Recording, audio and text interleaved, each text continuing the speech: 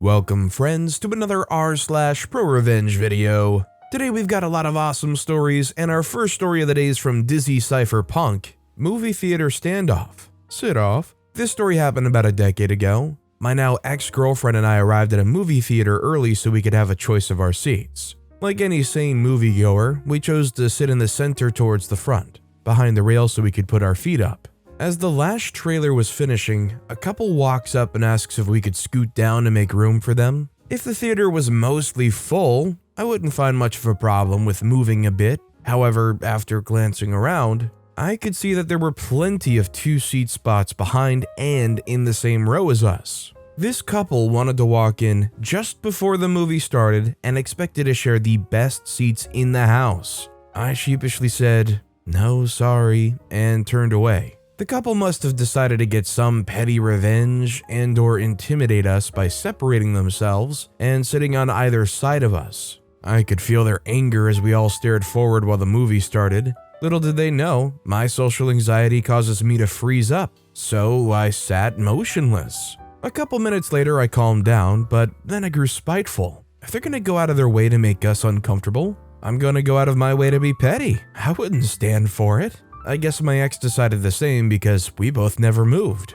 As the movie finished, they both shot up and walked out, grumbling to each other. None of us were comfortable for the whole movie, but I feel like I got the better end of the deal by at least sitting next to my ex. Does everybody else agree that this is a really weird hill to die on? Like, it's nice to have the center seats and have the best seats when viewing a movie, but it's not worth splitting up and sitting around a different couple, right? These people were just ridiculous. It's not just me, right? Let me know in the comments down below. Our next story is from Jessie Jean. Woman who directs kids shows said my kids were not mature enough for her elementary school play. We found out she wasn't mature enough to direct a show at our theater. When my kids were in elementary school, I asked them to go out for their school play. They've been performing with and without me in theater since they were 3 years old. But since they didn't do a lot of school activities, I encouraged them to try out. The director called me one morning after the sign-up. She informed me that she had a large amount of children signed up, that she was probably going to have to create a wait list. Then she told me that she had looked at my kids' attendance records and they had missed a few days at the start of the year. That attendance to rehearsals and especially dress rehearsal was super important. And she didn't know if kids with their attendance should be in her show. Then, she told me that she had observed my children in the hallway during the last school year on the way to the bus, and wasn't sure if they were mature enough to participate. I informed her that my kids had missed school because they were in a show with a semi-professional local theater, that we understand how theaters run, and that attendance is important. I then explained to her that my kids were diagnosed with ADHD and receiving medication now, so their behavior has improved. But then told her if it's this much of an issue, they can audition and be in the kids show I was directing at the time at a community theater. My kids were grateful I made this choice. They told me the school shows suck. That was about 5 years ago. So I forgave this woman. I'm now president of my local theater group. She seemed pretty gung-ho and like a great participator, experienced with teaching in theater. Because of her enthusiasm, I encouraged her to join the board of directors. She was crazy about getting the SpongeBob musical put up at our theater, so I steered her towards Play Analysis Committee. Super love that show, but I don't make those decisions. During her year on the board, she would come to meetings totally unprepared. She never reads the reports or emails ahead of time. That wastes our time trying to catch her up on every new thing happening. Whenever there was a decision over email that needed a vote, she never responded. When we had events which needed volunteers, she wouldn't help. But she did make sure to get her favorite show put into the next season with the Play Analysis Committee. During this, she had promised to help make and gather props for the spring musical Disaster, a very prop-heavy show. But unsurprisingly to us, she bailed. She didn't quit, but instead started working on props for a different show. Our show was put into a tight spot because of her. She was really excited to apply to direct SpongeBob the musical this last spring, so excited that she posted about it on her Facebook several times. Super unprofessional in my opinion, but your social media is your own thing. Many people commented words of encouragement, and that we'd be crazy not to hire her. When she applied, the selection committee already knew she probably wouldn't be hired. This had been decided because of her behavior over the last year. She proved to us over and over that she couldn't handle small projects. There was no way that we would entrust a huge, expansive musical to her. Then, during the interview, she didn't understand why we wouldn't want her to put up a show that was exactly like the Broadway version. No creative choices. Exactly like the show she saw on Broadway. This was not only frowned upon, but against the rights contract with Nickelodeon. When she didn't get hired, she posted about it first thing on Facebook. Many people spoke nasty about our theater, where she was a board member, and she never rebuked it. She did announce to our board that she was not running for another term on the board, thank heavens, and she quit most of the committees she was on. After her hissy fit, she still offered to help stage manage or work on props for SpongeBob, but the director who will be in charge has already stated she doesn't want her on the project. I'm sure she only joined our board because she thought that would get her in. She didn't realize that it would end up disqualifying her. So I can say I've been in situations where it's kind of like a community volunteer type work experience, kind of like this theater board is, where it's all like a very tight-knit community. And one of the easiest ways to get you blackballed from ever working with that team, and one thing that immediately puts you in their bad graces, is if you apply and get denied, immediately going to your community, your social media, posting that, oh, they denied you for this reason, or, oh, I disagree with them, but I guess this isn't good enough. It is so immature, and honestly, it helps you feel even more confident that you made the right choice in denying them, because thank God you don't got somebody that honestly looks like they would just cause headaches on your team. This next story is from Oh the Anonymity. You want to speak to the manager? Okay, 1 second. So firstly, this is written on mobile and was 10 plus years ago. Also, not my story, but I was a witness. So I worked at a ski resort in a very small town that was not well known. The staff got along together well and would help other departments if they themselves were slow. So one day, the resort manager sees that the cafeteria area is more busy than usual and pops into the kitchen to help pass out the food the cooks made so the people on registers can keep the line moving. Well, at this point, cue Karen, who wants to complain about the sandwich they bought. They were speaking right to the manager, they didn't realize this, and kept complaining that the pickle on their sandwich tasted like pee. The manager started out being a good sport and offered to give them a whole new pickle for the side, not a sliced one like what was on the sandwich. This was not good enough for Karen, who wanted a whole new sandwich in spite of having eaten 80% of the original. Manager wasn't going for that, and Karen got more and more heated during the interaction, and eventually screams, "I want to see your manager." My manager, having a good sense of humor and already not caring if this guest ever came back, says, "Absolutely, 1 second please." Then they turn around and then turn back to the customer and say, "Hello, what seems to be your problem today?" and proceeds to act like the whole previous conversation never happened. Karen, not being deterred, angrily continues, and eventually the manager, who had already humiliated the Karen, gets bored and just wants to be done, and yells to the kitchen staff, who are already laughing, "Can I get a new sandwich? This time hold the pea pickle." The whole place is laughing, staff and guests, except Karen, who's bead red and storms off. Does anybody else here agree that what the Karen was doing here was solely just trying to get another free sandwich? That she was lying about this pea pickle just so she could get some extra free food? I'm willing to bet. By the way, if you're enjoying these stories, make sure to hit those like and subscribe buttons down below so you never miss any of my daily videos. Our next story is from No Diggy T, Paperclip Revenge. I worked as a teller at a bank in my younger 20s. The branch manager was that type of toxic person that would find a person to pick on and would treat them horribly and manipulate everyone into thinking that the person deserved it. My turn to be picked on finally came after the prior victim quit her job and left. I had requested months in advance to have 2 days off for vacation. She told me yes and then purposely forgot when my vacation time came around. More bullying kept happening, and it became obvious that I was her latest victim.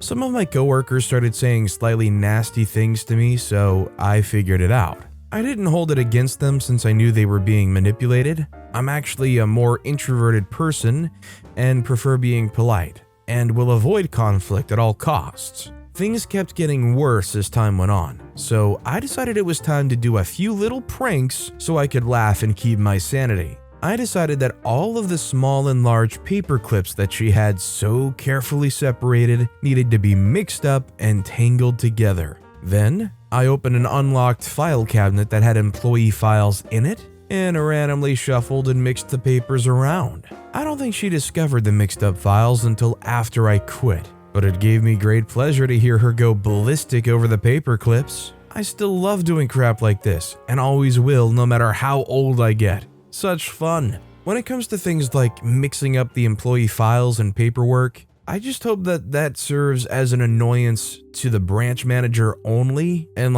can't be something that somehow, complicates anything for any of the actual employees. I mean, I can't imagine how it would. I do know though that if there's somebody that meticulously separates things one by one, taking them all and jumbling them all up together, that probably is pretty darn satisfying knowing how much internal rage you're going to cause this person. This next story is from Little Cello 024. Former bully gets tagged. This came to mind this week after reading another tragedy as the result of bullying. I'm not making light of anyone's experience of bullying. Bullies deserve all the punishment. When I was in middle school, I was teased and bullied by a special jerk for the entire 3 years. 6th to 8th in my city, I had acne, glasses, and a mom in beauty school who liked to experiment on me. I was also way taller and got boobs before everyone else. Middle school was a special kind of heck.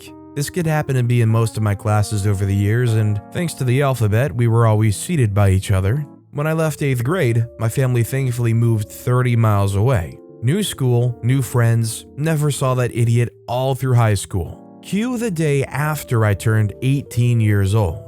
I was ready for a new tattoo. The day of the appointment, I was getting my tattoo, and a guy walks in to talk to the artist. I knew immediately who he was. He had bulging eyes, a cowlick, and was a scrawny little crap. There was my bully. No mistaking him.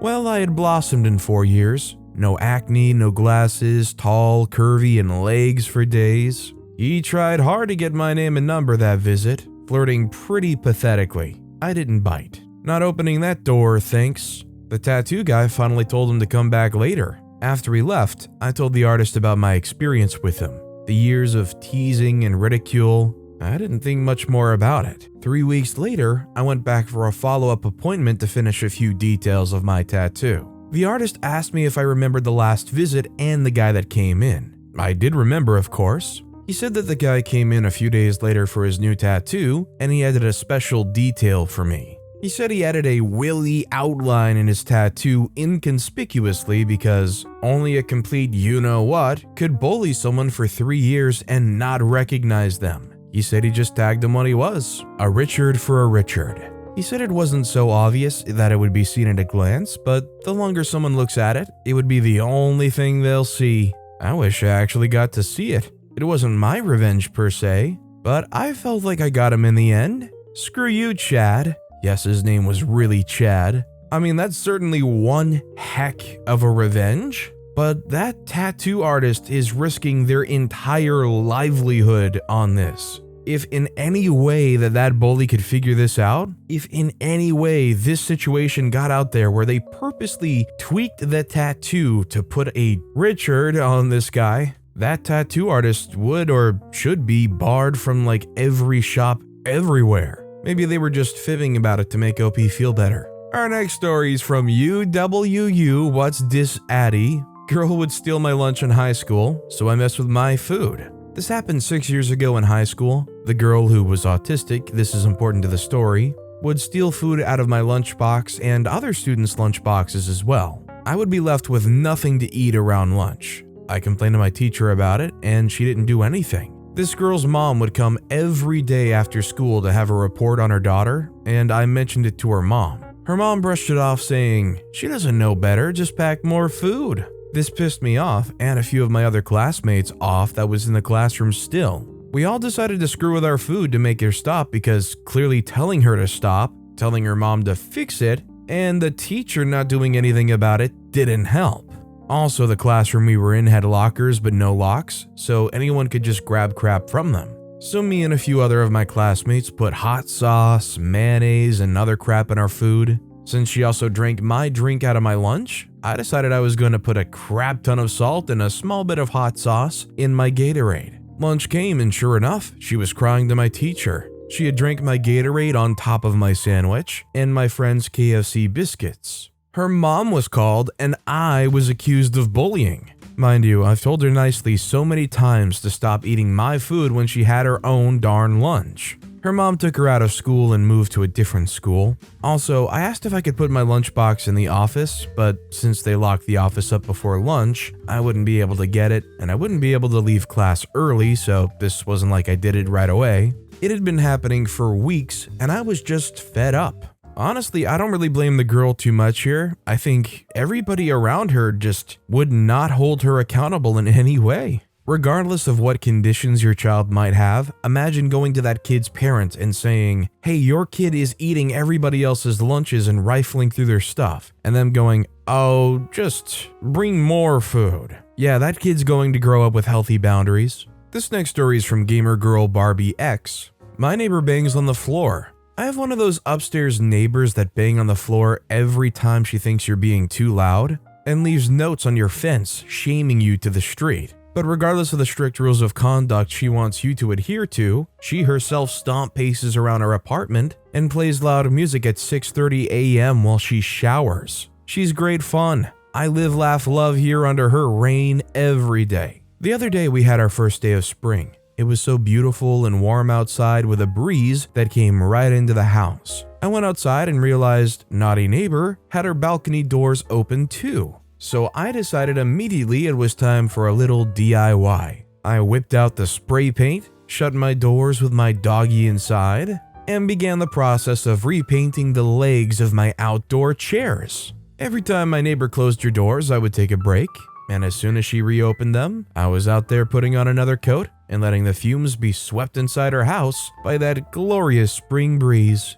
I could hear her slamming the door a little more each time, and it was such sweet music to my ears. I made sure the entire painting process took all day so she couldn't enjoy the sunshine the entire day. It was such a great success, I might take up revamping furniture as a new hobby. Every time I hear a story like this, I just get a little disappointed because it makes me think about how you live somewhere where it sounds like you enjoy living there, but everything has to be about your neighbor being a witch, your neighbor complaining, how you can get back at your neighbor, being afraid that your neighbor's going to yell at you or try to shame you. You just want to fire these complaining, awful neighbors into the sun. This next story is from Sexy Toke Burgers. My neighbor banged on the wall and called the police on me when I was out of town. This was a few years ago when I was 23-year-old male. I had a very old and possibly hallucinating neighbor that would bang on my wall when I wasn't even doing anything, constantly waking me up. I would yell back, "I'm sleeping, I'm freaking sleep, bang, bang, bang." Tried everything, including knocking on his door and calling him. He refused to communicate, just knocked on the wall and reported me to management for moving furniture? I was asleep. Witch move. Cops got called, but I didn't do it. They saw a 23-year-old kid and were like, "Sure, buddy, turn the music down." I had to prove it. I went out of town but set up a Ring camera in my room. They were on sale for like $70, and I was planning on returning it. Whenever he knocked, I had the footage. I asked my roommate to document the cops being there as well. He set up a corner for his phone and answered the door. "Hi guys, this neighbor's hearing things. OP isn't even in LA. Sorry." The tables had turned. Management at this point was telling him to stop calling the cops. He didn't comply. They started showing up every day, even when I wasn't home. I left notes on the door saying he's crazy. I found emails. I nearly found a new place. No, let's get petty. I arrived home with some giant freaking speakers, like massive. Put them right up against the wall and cued the USSR national anthem. He was old, so my thought was, he probably hates this crap. Plugged in a mic as well. I'm a musician, so I have several lying around. Turned it up to 12, past 11. I was so excited. It was 8 p.m. I just had to wait. Bang, bang, bang. Didn't have to wait. My ears were distorting. The mic fed back. The noise was insane. For a moment there, the musings of Sergei Mikhalkov converted us all to communism. I stopped the music and screamed, "I wasn't making any noise, but I am now. Stop waking me up, jerk." No response, of course. He called one more time a few days later, but I was here for the cops this time, and showed them the Ring video and said he was harassing me. I don't know what happened with the cops that night, but he stopped after that. I'm really trying to figure out what happened with the neighbor here. Were they just intentionally being a jerk? Were they like a crotchety curmudgeon that just hated young people? Or were they like hallucinating and hearing things? Or did they have like a weird pipe in the wall that only made sound on their side or something? I don't know. I mean, obviously the saddest speculative thing is that they had some kind of disease. Our next story is from Car Lower 1. Karen looking for parking space blocks me from getting to my vehicle. So here's my story. I, 53-year-old female, am a disabled vet and use a variety of mobility aids to get around. I also get almost all of my healthcare and meds from the local VA hospital. This last Monday, I realized that I was out of some meds and hadn't received the refills yet, so I ran to the VA hospital pharmacy to get me enough to tie me over. Since my local VA hospital is absolutely huge, I always use my mobility scooter, because there's absolutely no way I can physically navigate the parking lot as well as the labyrinth that the inside consists of. After I completed my transactions and checked in with a couple of my health providers, I scooted myself out the doors with the intention of loading up my scooter in my vehicle and getting the heck out of Dodge. Now, with this being a Monday, everyone and their dog is trying to find parking to get into the building, so there's cars driving around looking for opening spots to park.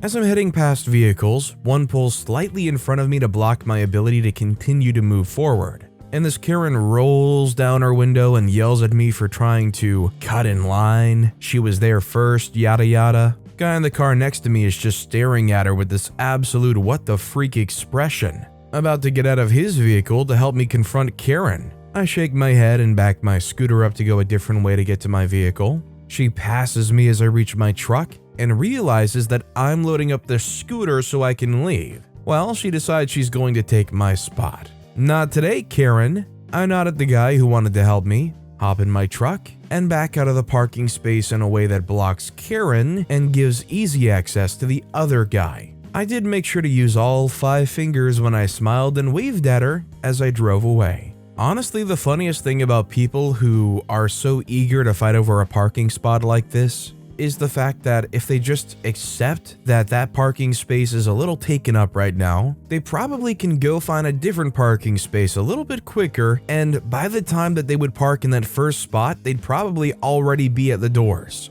I'm of the opinion that it is awesome to get a parking space that's really close to the entrance, but considering my circumstances and my relative ease of walking, if I gotta walk across the whole parking lot to get in the door, so be it. Imagine allowing yourself to get so worked up and stressed over parking. Our next story is of "Oh ye of so little faith." How about I just go ahead and let your customers know you're giving their personal information to a complete stranger? So about a year or so ago, someone at AT&T was apparently using my email as a placeholder when a customer set up their account, but didn't want to give an email address. I have a very generic email address, think something along the lines of none of the above at Hotmail. So I guess maybe they thought it wasn't a real email address or something. I don't really know for sure. I tried calling, emailing, speaking to a supervisor. Nothing fixed it. They would always be like, "Can I get your account information?" And I would say, "I don't have an account with you, nor will I ever, considering I live in a different country where you don't even offer services. One or more of your employees has been putting my email address on client files, and I keep getting emails intended for them.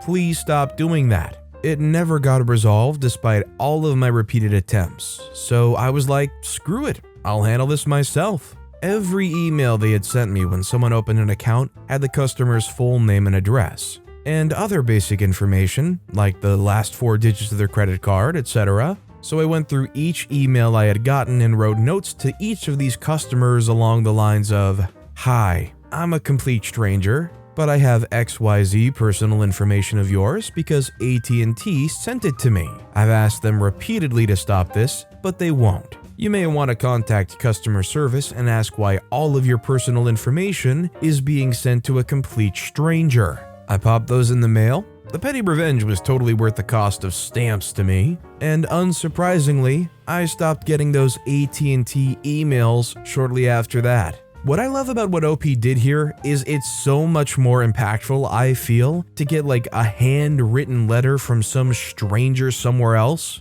that says, "Hey, I got all of your information because AT&T sucks." Seriously, imagine getting a letter from somebody in another state you've never heard of. You're like, what is this? You open it up and you find out, hey, AT&T sent me your name, your address, the last 4 digits of your credit card number. I have everything. You might want to ask them why they keep sending that stuff to me. That is impactful. Our next story is from Marquise DeSark. No, Lee Sparks doesn't freaking live here. Just spent over 30 minutes calling the jerks who woke me up this morning over and over from multiple phones. They keep looking for some jerk named Lee Sparks. I've informed them multiple times he doesn't live here. I've been what I would call nice for the past year they've been calling. This morning, I was not nice in the slightest. First, I called from my cell phone and just said in a tone that would be considered angry as freak that Lee Sparks doesn't freaking live here. And since they woke me up, I would keep calling over and over till they had PTSD like me from hearing my voice. I've been nice for the past year, but waking me up when I was sleeping nicely and wasn't having night terrors was the last freaking straw. They weren't listening and just started hanging up on me or putting me into hold music limbo. So then I called from my cell phone and house phone over and over, constantly getting hold music or just hung up on. I think adding the use of my darling wife's phone was what really got to them. I just kept calling and calling. One guy I kept getting, started using language I'm sure would get someone fired. I just kept calling and calling. One guy I kept getting, started using language I'm sure would get someone fired. Finally, someone called the house phone and said, "Are you saying Lee Sparks does not live at this number, sir?" Yes, remove the freaking number. Now, if they ever call this house again, I will add my son's iPad and Google phone on both my old ancient laptops to the mix and just sit in front of my Xbox and press call over and over till they get the message. But seeing as how they called back to just confirm that the dude isn't part of this household, I think I finally got it through to them. I think this is one of two things. This is either a debt collector, which is unlikely because of the language, but who knows, maybe they could. Or this could be some like backdoor Indian scam. Although maybe I've just watched too much Jim Browning. And our final story of the day is from Taz Barron, 1981. Grab my balls and make me hit my head? I'll vacuum your dress off you. This is my dad's story and he's now in his 70s, so this took place quite a few years ago. When my dad was about 15, it was a different time. He got a job working in a cotton mill in the UK. His job, as he was small, still is, was to go under the machines when one stopped working and clear out the blockage so the machine would run again. Now, the machine operators were mostly women, and all about 5 to 10 years older than my dad. He often told me that they took great delight in torturing or embarrassing the young boys that were employed to do this job. One day, he was called in to unblock a machine. As he got onto his knees and started to crawl underneath it, the woman operating the machine waited till he was halfway under before reaching between his legs and squeezing his golf balls. This caused my dad to jump, and as he was underneath the machine, hit his head really hard, causing a large lump to form on his head. Also, being only 15 years old, he was rather embarrassed about this, and all the women were laughing at him. He ran off red-faced and fuming. Like I said, different time. Now it would be a sexual assault charge. The next day, he was walking the floor when he saw the woman that had embarrassed him by squeezing him and causing him to hit his head. She was laughing at him, as were all the other women. Now, laughing and embarrassing him never ends well with my dad. He is happy to laugh at others, but doesn't like the same treatment. His revenge was quick and simple. Next to each machine was a large pipe sat in a hole in the floor. This was essentially a large, and as my dad found out, quite strong vacuum. It was used to clear the cotton from under the machines. Dad grabbed the pipe and put it to her dress, causing her dress to disappear up the pipe, leaving her stood there in her underwear. Cue everyone in the factory now laughing at her misfortune. And before you ask, no, he didn't get in trouble for it, and neither her nor any of the other women ever bothered him ever again. I mean, it is an eye for an eye, but you're just left listening to the story like, 1, times sure were different back then, and 2, doesn't really sound like too pleasant of a place to work, does it? But with that being said, that's all the time we have for today. Now, if you want to hear another revenge story that was absolutely crazy, click on that left video. Or if you missed my latest video, check out the video on the right. That said, I'll see you all next time with some more stories.